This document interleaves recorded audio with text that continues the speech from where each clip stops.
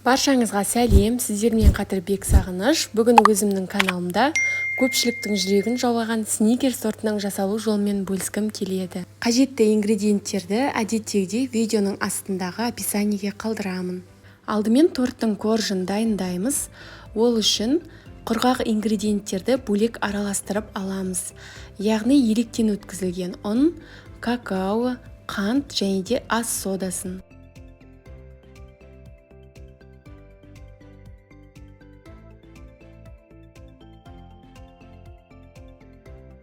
Құрғақ ингредиенттің барлығын араластырып болғаннан кейін шетке алып қоя тұрамыз.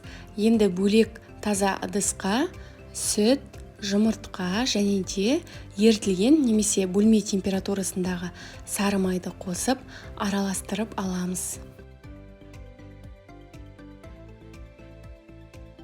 Осы сұйық қоспаның үстіне манағы дайындап алған құрғақ ингредиенттерімізді бөліп саламыз, біртіндеп араластырамыз. Барлығын бірден салып жіберуге болмайды. Асықпай араластыру арқылы біртіндеп қосқанымыз жөн. Негізінен бұны миксердің көмегінсіз-ақ шанышқымен де араластырсаңыз болады.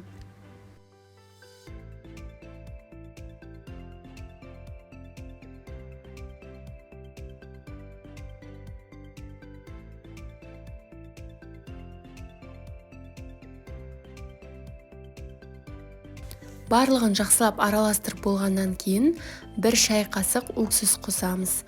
Мен видеодағыдай уксусты қолданамын.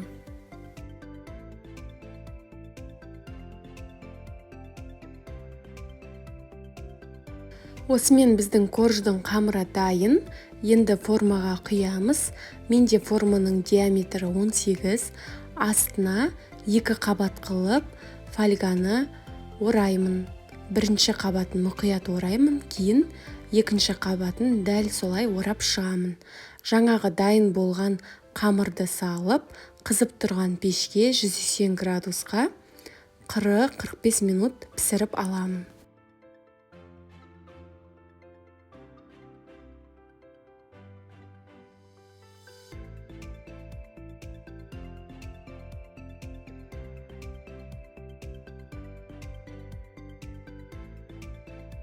Қамыр дайын болғанша кремін дайындаймын.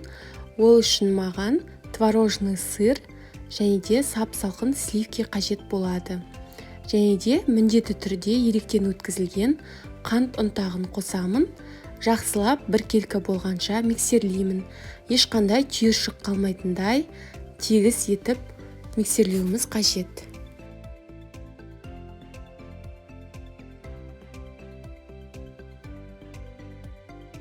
Біздің креміміз осындай қою біркелкі болып шығуы қажет. Осы аралықта торттың коржы да дайын болды.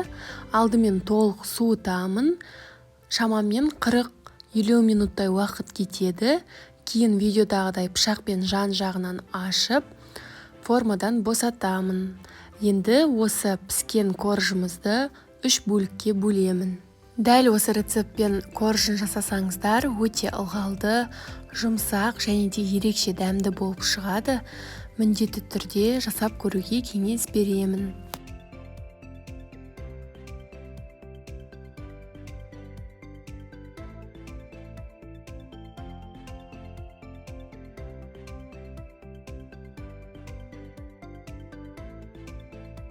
Бисквитті теңдей 3 бөлікке бөліп алдым. Енді тортымызды жинап бастаймыз. Бізге номері 808 насадка және де кондитерлік мешок қажет болады.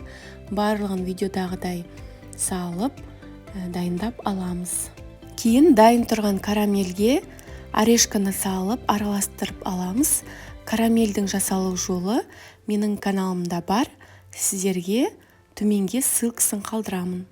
Барлығын дайындап алдық. Енді тортымызды жинақтаймыз. Алдымен тортымыз жылжып кетпес үшін подложкаға аздап крем жағамыз да бірінші коржымызды орналастырамыз. Корждың бетіне кремді мұқият жағып шығамыз. Жан-жағына бортик жасауыңызға да болады.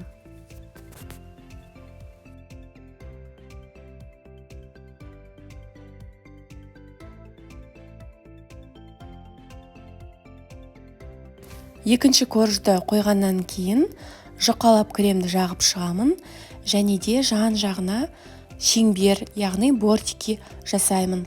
Қалың етіп жасағаныңыз жөн, өйткені біздер қазір ортасына карамельді қойған кезде ағып кетпес үшін.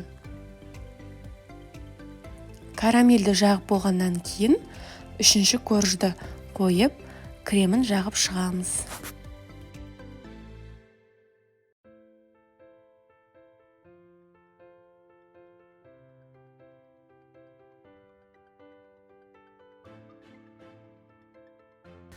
Біздің тортымыз кішкене түзеу емес сияқты болып тұр, бірақ ол дұрысталады. Пищевая пленка немесе целлофанды мұқият орап, сыртынан форманы кигіземіз. Осы күйінде тоңазытқышта кем дегенде 6 сағатқа қойып қоямыз. Сол кезде біздің тортымыз түзу, әдемі болып шығады. Біздің тортымыз тоңазытқышта кем дегенде 6 сағат тұрды. Енді бетіне шоколадты құямыз. Ол үшін бізге қара шоколад және де сұйық май қажет болады. Водяной баняда немесе микроволновкада ерітіп аламыз. Араластырып отыруды ұмытпаңыздар.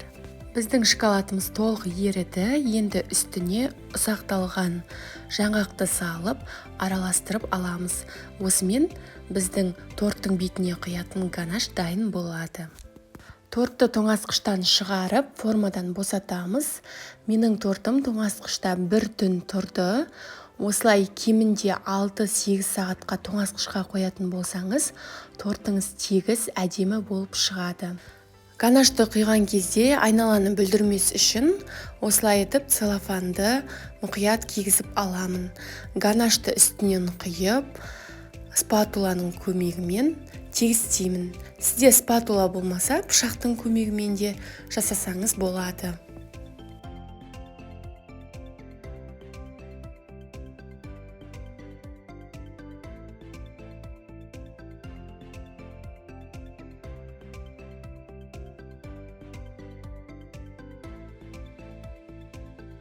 Ганашты құйғаннан кейін тоңазытқышқа тағы да жарты сағат немесе 1 сағатқа қоямыз тортымызды. Содан кейін ғана әсемдеуге кірісеміз. Өзіңіздің қалауыңызша әсемдесеңіз болады. Мен видеодағыдай етіп жасадым. Сникерс тортын менің рецептімен жасап көруге кеңес беремін. Өте дәмді болып шығады, әрі басқа рецепттерге қарағанда жасалуы оңай. Менің каналыма тіркеліп алуды ұмытпаңыздар. Апта сайын дәмді рецепттармен бөлісемін.